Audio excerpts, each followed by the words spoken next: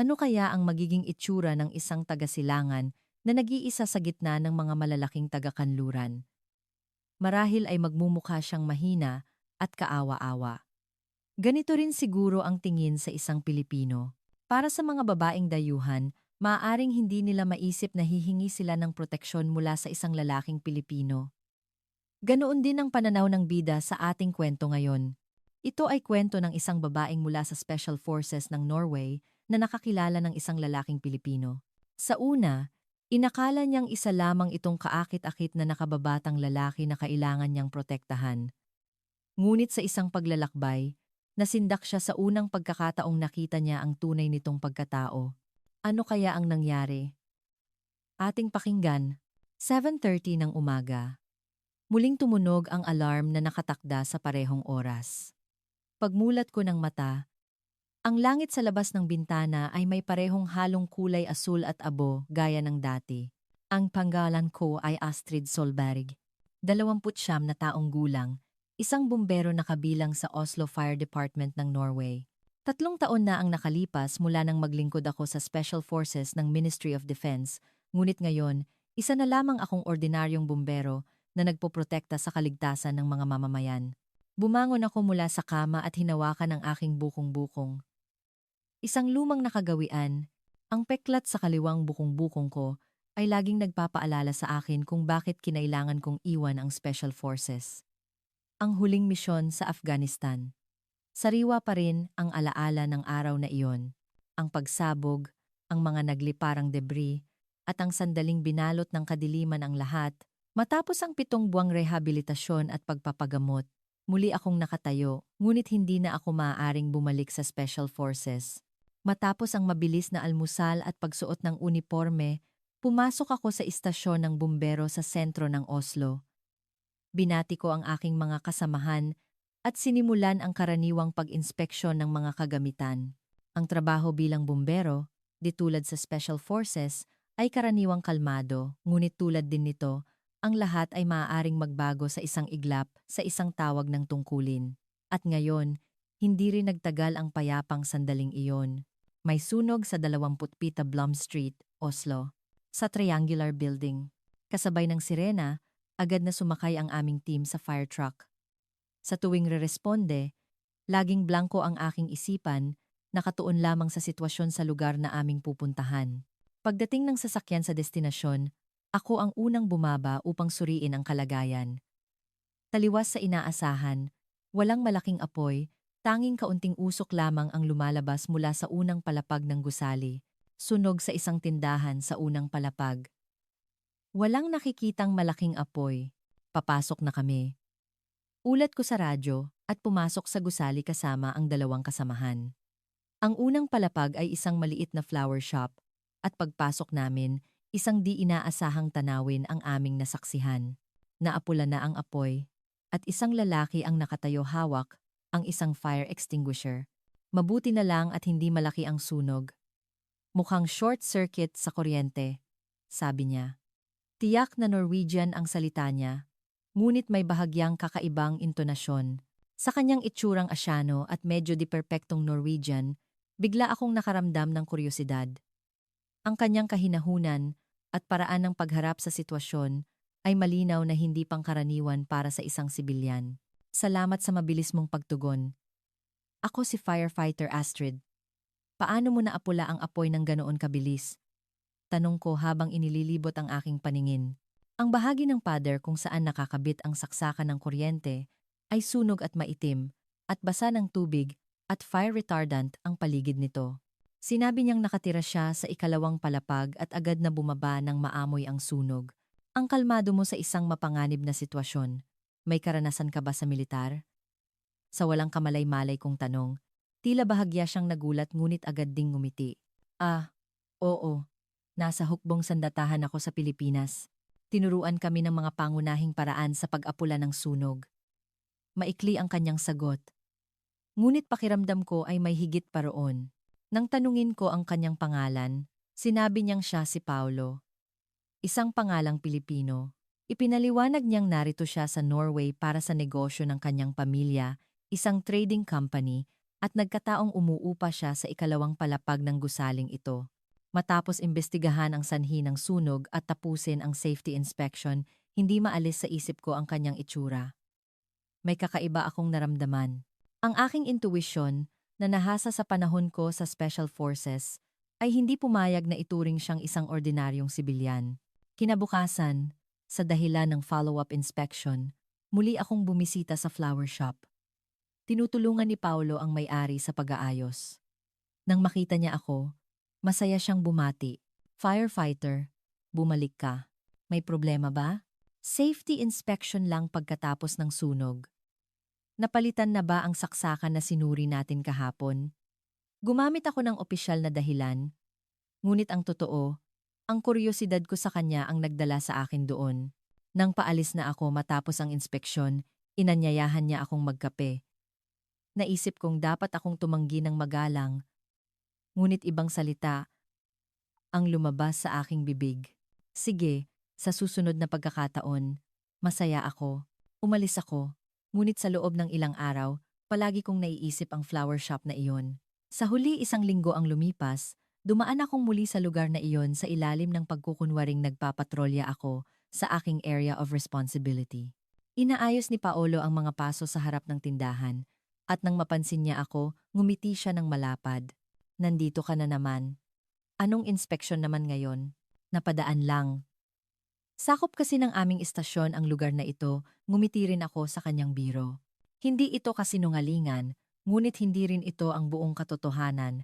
Itinigil niya sandali ang kanyang ginagawa at nakipag-usap sa akin. 6 na buwan na raw siya sa Norway. Dumating siya para ihanda ang sangay ng trading company ng kanilang pamilya, ngunit nasa proseso pa rin daw siya ng pag-adjust. Simula noon, kapansin-pansing dumalas ang pagdaan ko sa paligid ng flower shop. Nagtaka na rin ang mga kasamahan ko, ngunit sinabi kong ito ang pinaka-episyenteng ruta ng patrolya. Sa bawat pagdaan ko, nagkakaroon kami ni Paolo ng maikling pag-uusap na unti-unting humaba. 1 buwan ang lumipas, nagkataong napadaan ako sa harap ng flower shop pagkatapos ng trabaho. May tinitingnan si Paolo sa harap ng tindahan, at nang mapansin niya ako, kumaway siya. Tapos na ang trabaho mo? Kung okay lang sa'yo, paano yung kape natin ngayon? Walang pag-aalinlangan kung tinanggap ang kanyang paanyaya. Pumasok kami sa isang maliit na cafe sa malapit, at sa unang pagkakataon, nag-usap kami bilang 2 tao, hindi bilang isang bumbero at sibilyan. Doon ko unang sinabi sa kanya ang aking pangalan, Astrid. Astrid Solberry. Ang ganda ng pangalan mo. Kung sa Filipino, parang liwanag ng bituin ang kahulugan. Hindi ko mapigilang mapangiti sa kanyang sinabi. Natural ang daloy ng aming pag-uusap at di ko namalayan, unti-unti ko nang ikinukwento ang aking nakaraan. Ang panahon ko sa Special Forces, ang pagkakaaksidente at pagre-retiro, at maging ang dahilan kung bakit ako naging bumbero. Mga kwentong bihirang-bihira kong ibahagi sa iba, ngunit kay Paulo, naging magaan ang loob kong magsalita. Wow! Galing ka pala sa Special Forces. Ako rin. Hindi lang ako basta ordinaryong sundalo. Sabi niya. Napukaw ang aking kuryosidad, ngunit hindi ko na siya inusisa pa. Alam na alam ko, higit kanino man, na lahat ng sundalo ay may mga bagay na ayaw nilang pag-usapan. Sa halip, pinakinggan ko ang kanyang mga kwento tungkol sa flower shop, sa buhay niya sa Pilipinas, at kung paano siya napunta sa Norway. Paglabas namin ng cafe, hindi namin namalayan na may mga bituin na sa kalangitan. Nagulat ako sa bilis ng paglipas ng oras. Bago kami maghiwalay, inabutan ako ni Paulo ng isang maliit na bouquet. Hindi ko alam kung kailan niya ito nakuha, ngunit ang mga maliliit na bulaklak ay kaibig-ibig. Salamat sa araw na ito. Ito'y tanda ng pasasalamat ko para sa pagdating niyo noong may sunog. Iniwan niya ng may-ari ng flower shop kanina. Tanggapin mo sana. Hindi. Dapat kami ang magpasalamat. Pagdating namin, naayos mo na ang lahat. Nagkatinginan kami at sabay na tumawa. Ganoon nagtapos ang aming unang di sinasadyang pagkikita. Habang pauwi, tinitingnan ko ang maliit na bouquet sa aking kamay at kusa akong napapangiti. Mula sa panahon ko sa Special Forces hanggang ngayon, palagi akong nabubuhay sa panganib at tensyon. Ngunit bihira akong makaramdam ng ganitong kapayapaan sa puso. Kinabukasan, mas magaan ang aking mga hakbang papunta sa istasyon. May pag-asa sa aking dibdib na baka makita ko ulit si Paulo sa pagdaan ko sa flower shop. Iyon pa lang ay sapat na para maging masaya ang aking araw. Ang di sinasadyang pagkikita sa isang sunog ay nagsisimula ng magpaalab ng bagong apoy sa aking buhay. Ako, na ang trabaho ay mag-apula ng apoy, ay nahaharap ngayon sa problema kung paano haharapin ang nag-aalab na apoy sa aking sariling puso. Pagkatapos ng unang pagkikita, naging mas natural ang mga sumunod na pagkikita namin ni Paulo. Sa simula, sinasadya kong isama sa ruta ng aking patrolya ang harap ng flower shop, ngunit kalaunan, hindi na kinailangan ang ganoong dahilan. Naging karaniwan na ang paghihintay niya sa akin sa harap ng tindahan pagkatapos ng aking trabaho at ang pag-uusap tungkol sa aming araw ay naging bahagi na ng aming pang-araw-araw na gawain. Kamusta ang araw mo? Laging nagsisimula ang aming usapan sa tanong niyang iyon. Bagamat halos pareho ang takbo ng bawat araw, may mga araw na espesyal. Isang araw, pagkatapos kong bumalik mula sa isang malaking sunog sa bodega, pagod na pagod ako. Ngunit dahil gusto kong makita si Paulo, dumiretso ako sa flower shop. Sa pagtingin pa lang niya sa aking mukha, alam na niyang naging mahirap ang araw ko. Walang imik siyang nag-abot sa akin ng isang tasa ng mainit na tsaa. Kung ayaw mong magkwento, okay lang. Dito lang ako sa tabi mo. Ang kanyang pag-unawa ay tila nagpatunaw sa aking puso. Mula noong nasa Special Forces hanggang sa pagiging bumbero, laging gustong marinig ng mga tao sa paligid ko ang aking mga kwento. Ngunit iba si Paulo. Kahit ang katahimikan ay nagiging komportable kapag kasama ko siya. Nang gabing iyon, ako naman ang nagyaya sa kanya na magkape. Hindi na ito simpleng kuryosidad. Lumalaki na ang pagnanais kong mas makilala pa siya. Pumili kami ng isang mas tahimik na cafe at umupo sa tabi ng bintana. Bakit sa Norway ka pumunta, Paulo? Marami namang bansa sa Europa, tanong ko. Isang bagay na matagal ko nang gustong malaman. Nag-isip siya sandali bago ngumiti. Matagal na itong plano ng mga magulang ko. Noong bata pa ang nanay ko, isang taon siyang exchange student dito sa Norway at mula noon, minahal na niya ang bansang ito. Nang magplano ang aming family business na pumasok sa European market, si Mama ang mariing nagmungkahi ng Norway. Ang kanyang sagot ay tila walang bahid ng kasinungalingan. Mula pagkabata raw ay pinag-aralan na niya ang Norwegian at English. Tila dinisenyo ang kanyang buhay ayon sa plano ng kanyang mga magulang, ngunit sinabi niyang gumawa pa rin siya ng sarili niyang mga desisyon. Sa Pilipinas ako nag-aral ng kolehiyo. International Defense and Security ang kinuha kong kurso. At pagkatapos, pumasok ako sa hukbong sandatahan. Natigil ang kanyang pagsasalita. Ramdam ko ang kanyang pag-aalinlangan kapag napag-uusapan ang tungkol sa militar. Nahulaan kong mayroon siyang itinatago, ngunit hindi ko na inusisa pa. Alam kong lahat ng sundalo ay may mga alaalang mahirap ikwento. Kaya ngayon, inihahanda ko ang branch ng kumpanya ng aming pamilya dito sa Norway. Nagsisimula pa lang ako at mag-isa kong sinasaliksik ang lahat. Habang nakikinig sa kanya, muli akong humanga. Sa edad na 26, naghahanda siyang magtayo ng negosyo sa isang banyagang bansa. At doon ko napansin ang aming agwat sa edad. Ako ay 29, siya ay 26. Hindi malaki ang 3 taong pagkakaiba, ngunit kung isasama ang pagkakaiba sa kultura, bigla akong nakaramdam ng distansya. Ikaw, Astrid, bakit ka naging bumbero? Ang landas mula sa Special Forces patungong Fire Department ay hindi karaniwan. Sa tanong niyang iyon, ako naman ang sumagot. Karaniwan, hindi ko ito pinag-uusapan. Ikinuwento ko ang mga nangyari noong nasa Special Forces ako, ang huling misyon sa Afghanistan, at ang nakakatakot na pagsabog. Ikinuwento ko rin ang 7 buwang rehabilitasyon at ang sandaling kinailangan kong iwan ang militar. Ang pinakamasakit noon ay ang pakiramdam na wala na akong silbi. Ang Special Forces ang aking pagkakakilanlan at nang mawala iyon, hindi ko na alam kung sino ako. Habang nagsasalita, naninikip ang aking dibdib. Tahimik lang na nakikinig si Paulo. Hindi siya nang huhusga o nakikiramay, at ang kanyang saloobing iyon ay naging malaking aliw sa akin. Pero isang araw, may sunog malapit sa rehabilitation center. Nakaupo ako sa wheelchair at wala akong magawa kundi panoorin ang pangyayari. Nakita ko ang mga bumbero na sumusuong sa apoy. Ginagawa nila ang parehong bagay na ginagawa ko noong nasa Special Forces ako, isang trabahong nagliligtas sa iba nang hindi alintana ang panganib. Ang sandaling iyon ang nagpabago sa buhay ko. Sinabi kong mas nagsikap ako sa rehabilitasyon at nang makalakad na ako, agad akong naghanda para sa pagsusulit sa pagiging bumbero.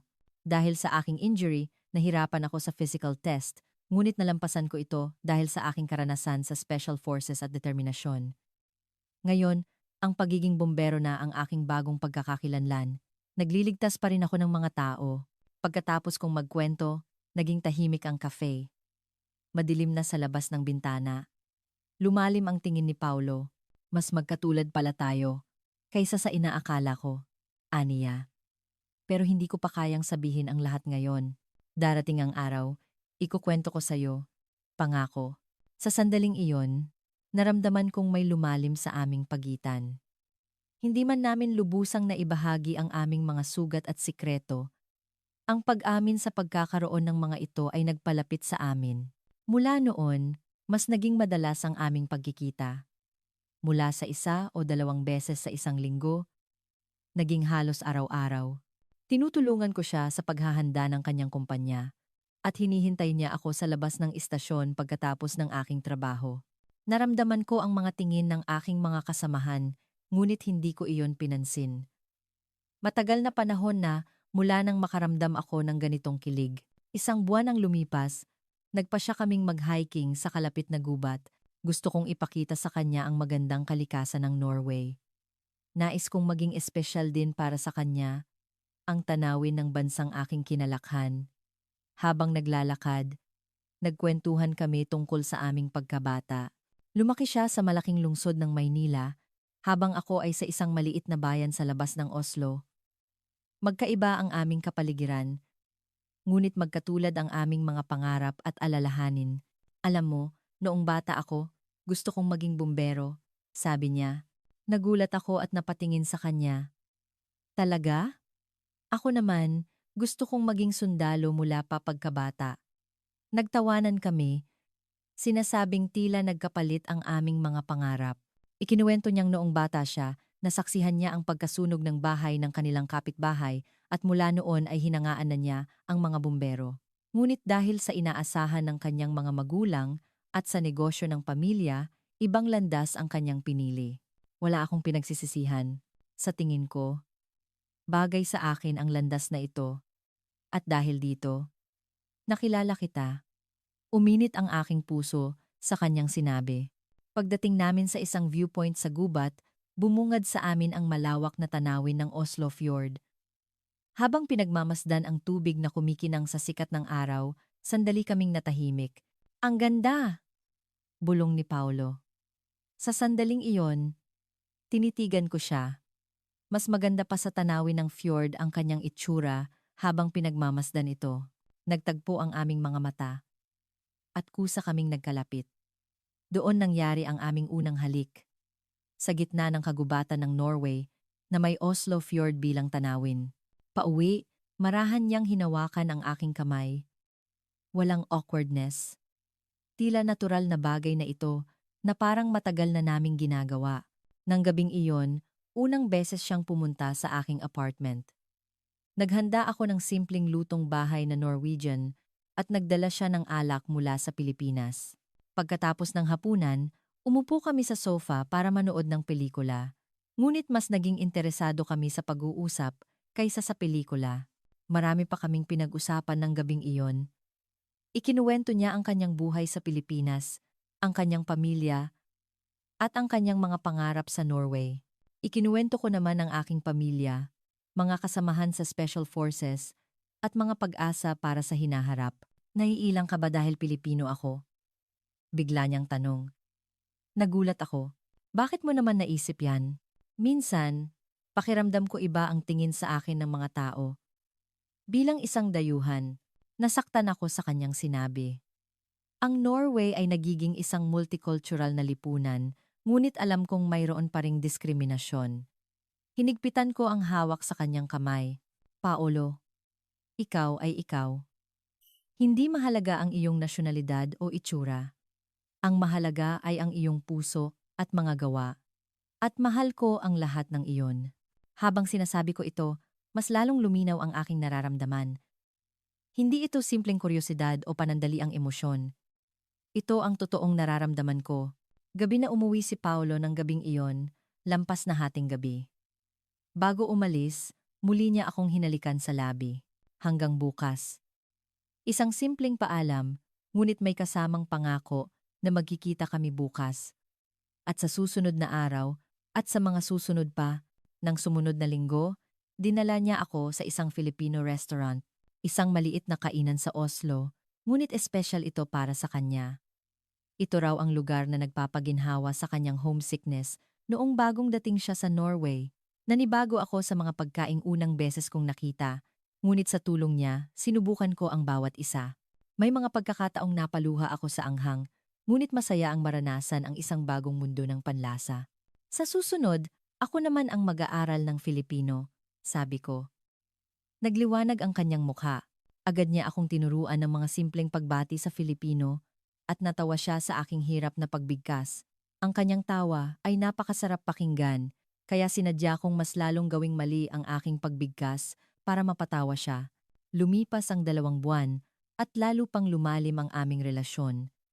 Seryoso na siyang naghahanda para sa pagtatatag ng branch sa Norway. At sinusuportahan ko siya sa proseso.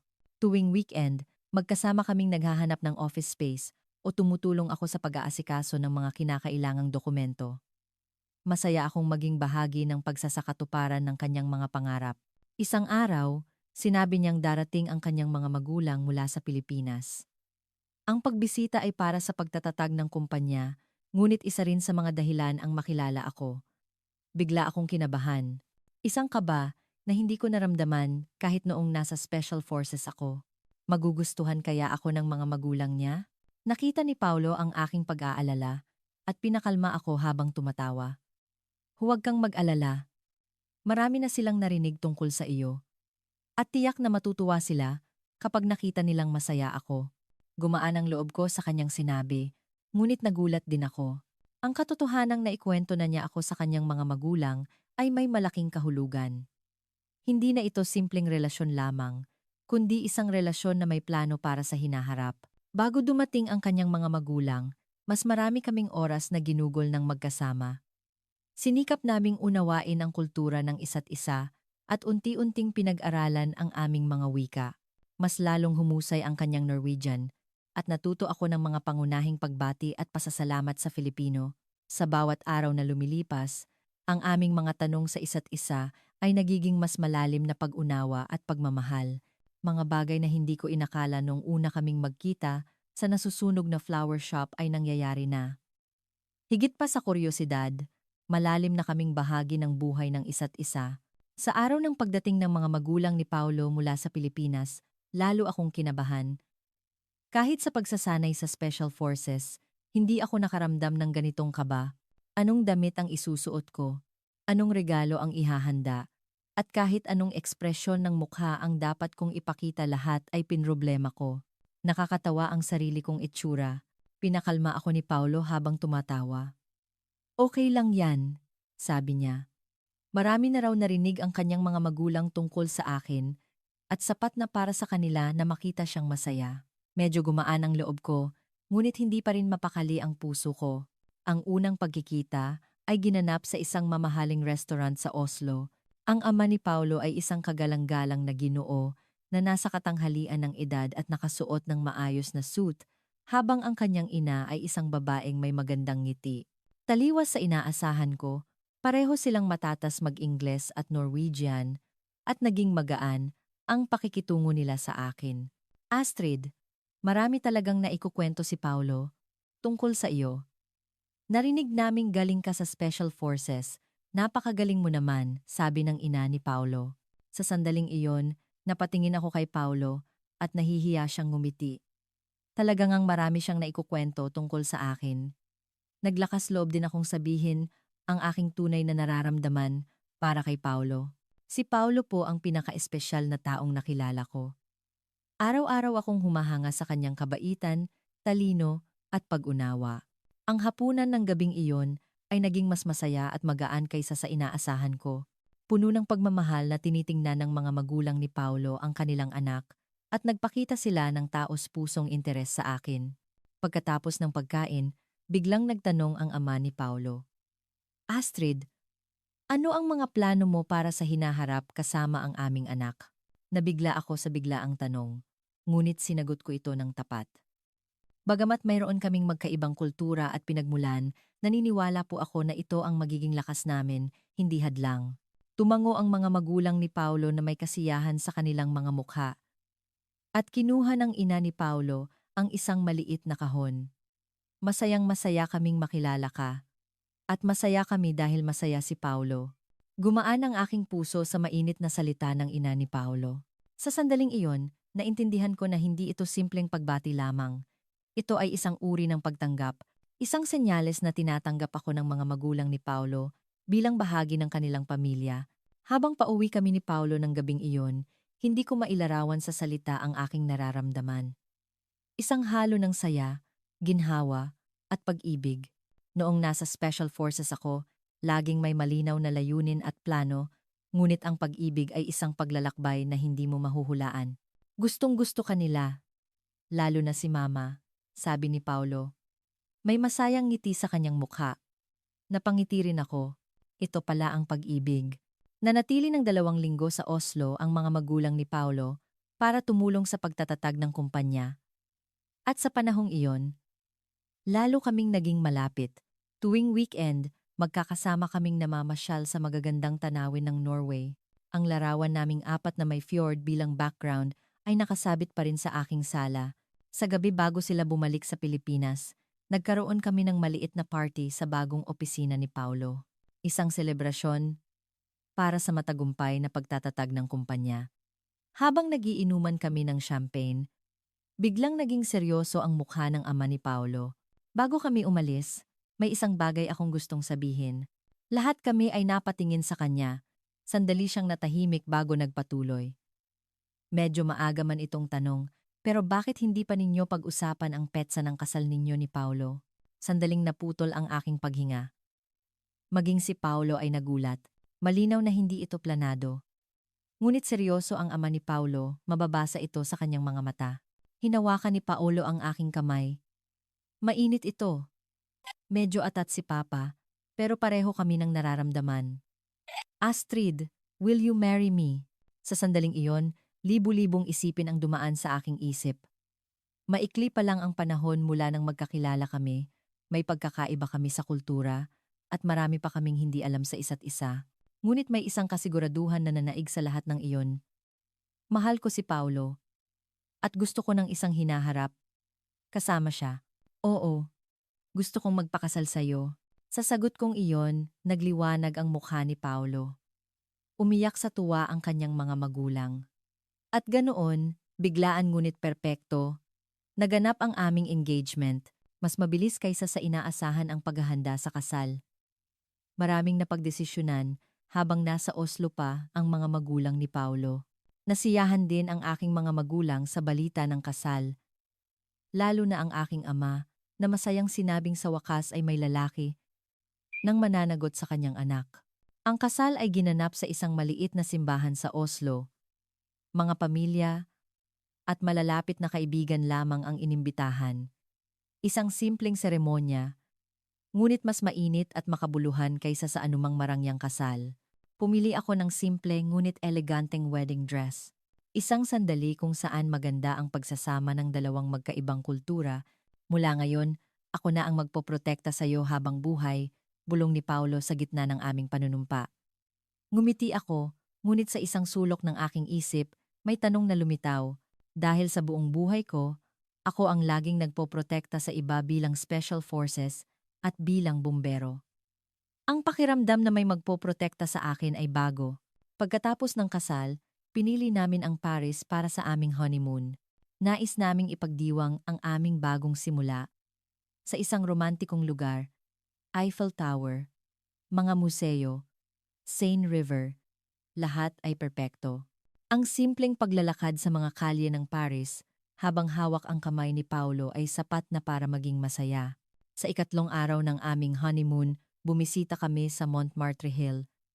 Tanghalian sa lugar kung saan tanaw ang buong Paris at masayang nagpalipas ng oras habang tinitingnan ang mga gawa ng mga artist.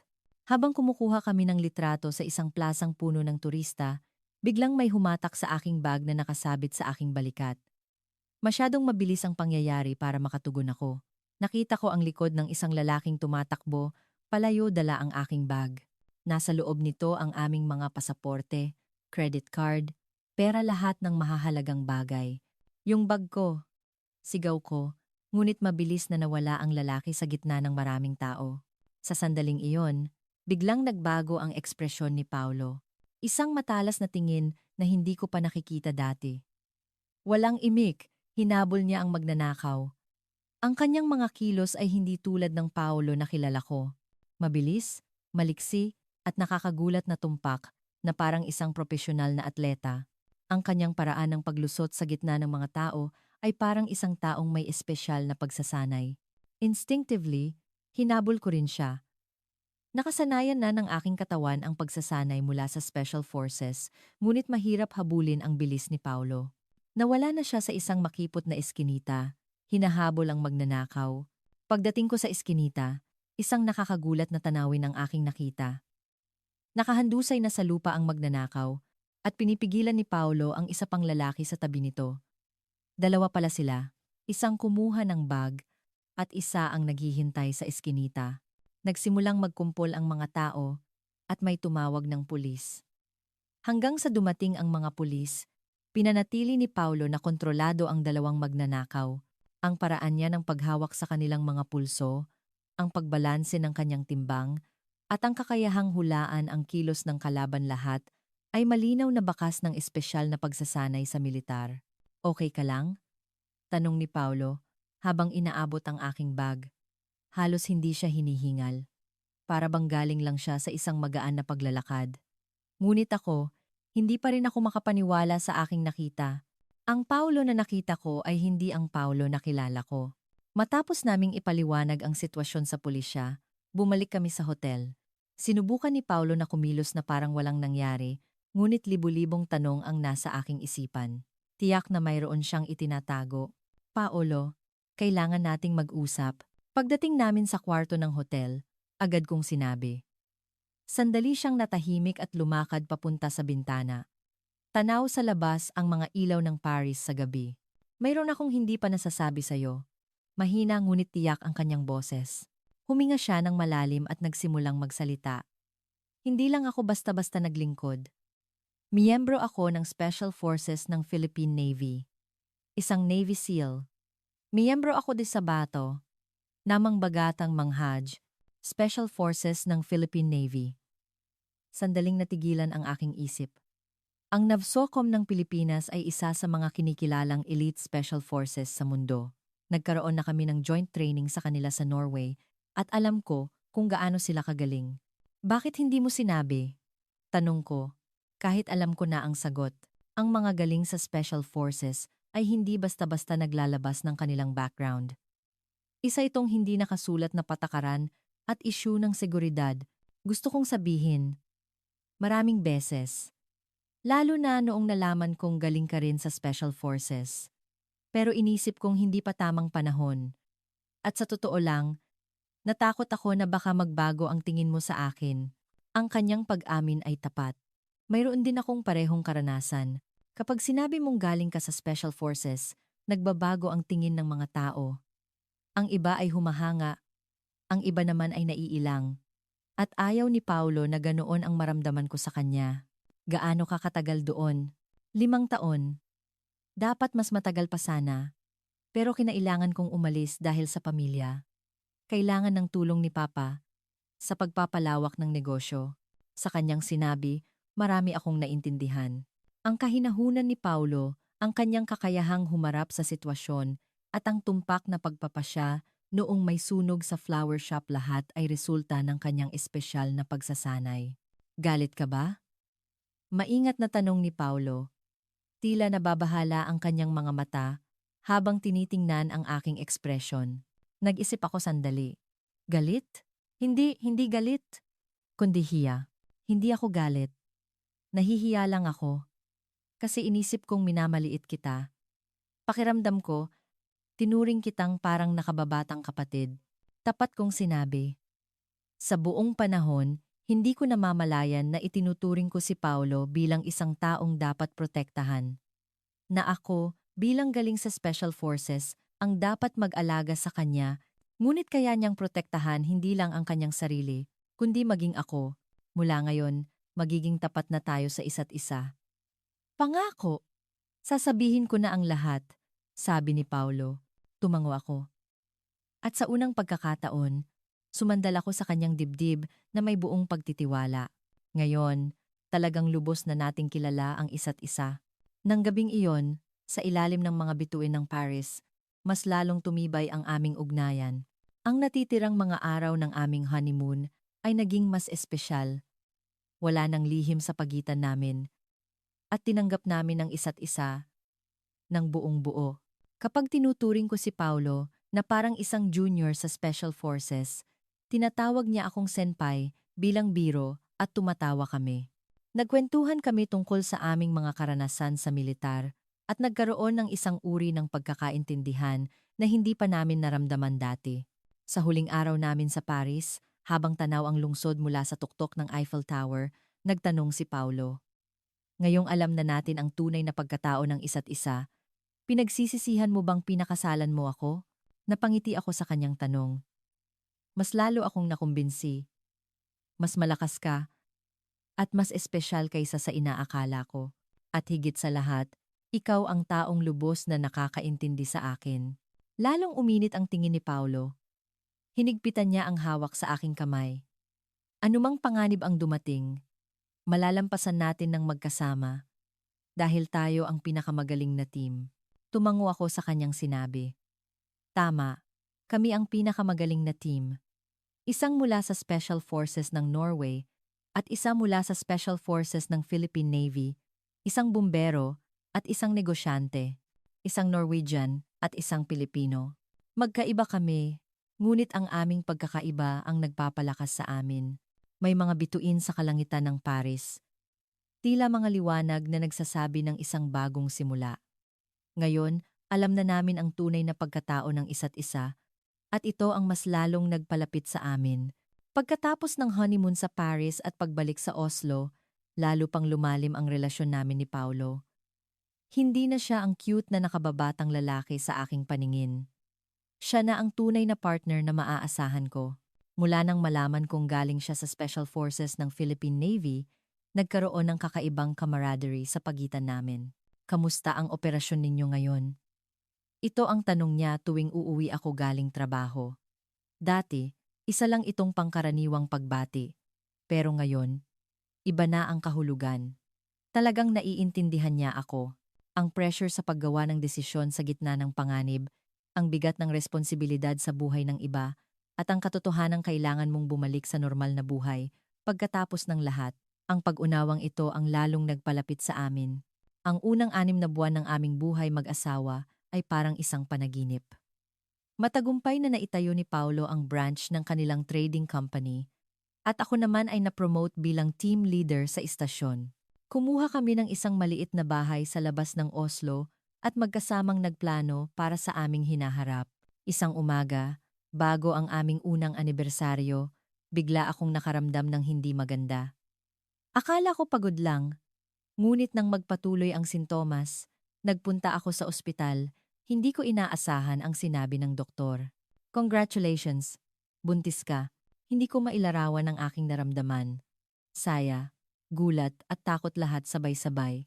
Isang uri ng takot na hindi ko naramdaman kahit noong nasa Special Forces ako o sumusuong sa nasusunog na gusali. Magiging mabuti kaya akong ina? Mapoprotektahan ko kaya ang batang ito mula sa panganib? Iyon ang mga tanong sa aking isip. Nang gabing iyon, sinabi ko kay Paulo ang balita. Ang reaksyon niya ay nagpawi sa lahat ng aking pangamba. Umiyak siya sa tuwa at niyakap ako ng mahigpit, kaya natin ang lahat basta't magkasama tayo. Ang kanyang mga salitang puno ng kumpiyansa ay nagbigay sa akin ng lakas ng loob. Nagsimula kaming maghanda para sa pagdating ng aming honeymoon baby. Inayos namin ang kwarto ng bata, nagbasa ng mga libro tungkol sa pag-aalaga ng sanggol, at nagplano para sa hinaharap. Ang dalawang dating special forces na naghahanda para sa pagiging magulang ay marahil isang kakaibang tanawin.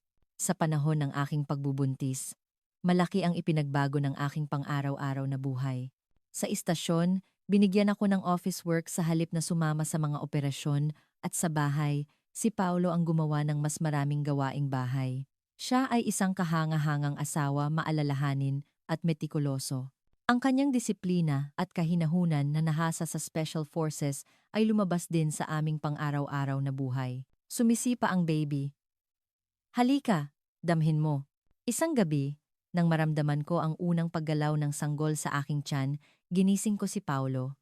Nang ilapat niya ang kanyang kamay sa aking tiyan, muling sumipa ng malakas ang sanggol. Ang ngiti sa mukha ni Paulo sa sandaling iyon ang pinakamagandang ekspresyon na nakita ko. Ang anak natin, malakas na kaagad, parang nanay at tatay niya. Napangiti ako sa kanyang sinabi. Totoo, malakas ang aming anak. Isinilang siya sa 8 buwan ng aking pagbubuntis, medyo maaga sa inaasahan, ngunit isang malusog na babae. Pinangalanan namin siyang Tala, isang pangalang Filipino na nangangahulugang star. Isang angkop na pangalan para sa isang batang isinilang mula sa pagsasama ng isang Mountain Special Forces at isang Navy Special Forces. Ang pagdating ni Tala ay nagbigay ng bagong kahulugan sa aming buhay. Lahat ay umikot sa kanya. Kumuha ako ng 6 na buwang maternity leave at inayos din ni Paulo ang kanyang schedule sa kumpanya para makasama ang pamilya.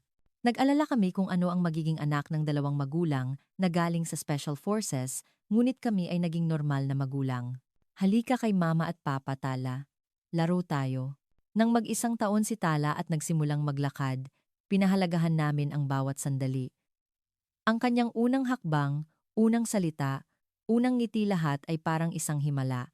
Sa isang kapaligirang may halong kultura ng Pilipinas at Norway, natural niyang natutunan ang 2 wika. Mabilis na lumipas ang panahon. Nang mag-3 taon si Tala, dumating ang aming pangalawang anak. Isang lalaki naman, at pinangalanan namin siyang Leif. Isang pangalang Norwegian. Dumating ang ina ni Paulo mula sa Pilipinas at nanatili ng 1 buwan para tumulong sa pag-aalaga, at madalas ding bumisita ang aking mga magulang. Ang aming pamilya ay lalong yumaman sa pagsasama ng 2 kultura. At dumating ang aming 5 anibersaryo ng kasal. Si Tala ay isa ng masiglang 5 taong gulang na pumapasok sa kindergarten, at si Leif ay isang makulit na 2 taong gulang na lalaki. Ang aming maliit na bahay ay puno ng tawanan ng mga bata. Ngayong umaga, nagsimula tulad ng dati. Gigisingin ang mga bata. Si Paulo ang maghahanda ng almusal, at ako naman ay maghahanda para sa trabaho. Isang pangkaraniwang eksena, ngunit puno ng espesyal na kaligayahan. Papa, may lakad ka ba ngayon? Tanong ni Tala kay Paulo. Ngumiti siya at hinaplos ang ulo ng anak. Oo, may mahalagang meeting si Papa. At sa gabi, may espesyal na dinner kami ni Mama. Sa kanyang sinabi, bigla kong naalala. Anibersaryo pala namin ngayon. Sa gitna ng abalang araw-araw, nakalimutan ko. Si Paulo ay hindi kailanman nakakalimot sa mga ganoong araw. Ang kanyang pag-alala sa bawat maliit na detalye ay muling nagpaantig sa aking puso. Pinanood ko si Paulo habang naghahanda para sa trabaho matapos ang almusal. Ang kanyang mga kamay, habang nag-aayos ng kurbata, ay mayroon pa ring disiplina at kahusayan ng isang sundalo. Minsan, sa mga maliliit na gawin na iyon, nasisilip ko ang aming nakaraan. Ingat ka ngayon. Mahal kita. Sabi ko habang hinahatid siya sa pinto. Ngumiti siya at hinalikan ako sa noo. Ikaw din, ingat ka. Firefighter. See you tonight. Habang tinitingnan ko ang kanyang likod papalayo, bigla kong napagtanto. 5 taon na. Pero in love pa rin ako sa kanya. Mula sa aming unang pagkikita hanggang ngayon, patuloy naming natutuklasan ang mga bagong bahagi ng isa't isa. Ako na isang dating Special Forces at siya na isang dating Navy SEAL ay ngayon ay pinakamatatag na suporta at kasama sa buhay ng isa't isa. Mama, punta na tayo sa kindergarten. Ang sigaw ni Tala ang nagpabalik sa akin sa kasalukuyan. Habang inihahanda ko ang mga bata para umalis, nasasabik akong malaman kung ano ang sorpresang inihanda ni Paulo para sa gabing ito. Tulad ng nakakagulat na pagkatao na ipinakita niya sa Paris 5 taon na ang nakalipas, tiyak na gugulatin niya ako muli ngayon. Ito ang aming pang-araw-araw na buhay. Ordinaryo ngunit espesyal, tahimik ngunit puno ng passion. Isang bumbero at isang negosyante, isang special forces at isang Navy SEAL, isang Norwegian at isang Pilipino. Isang magandang pagsasama na nilikha ng aming pagkakaiba. At ang paglalakbay na ito ay nagsisimula pa lamang. Patuloy kaming mai-in-love, magdidiskubre, at sabay na lalago. Ang aming pag-ibig, na nagsimula sa gitna ng apoy, ay ngayon ang pinakamaliwanag na nag-aalab na apoy sa lahat.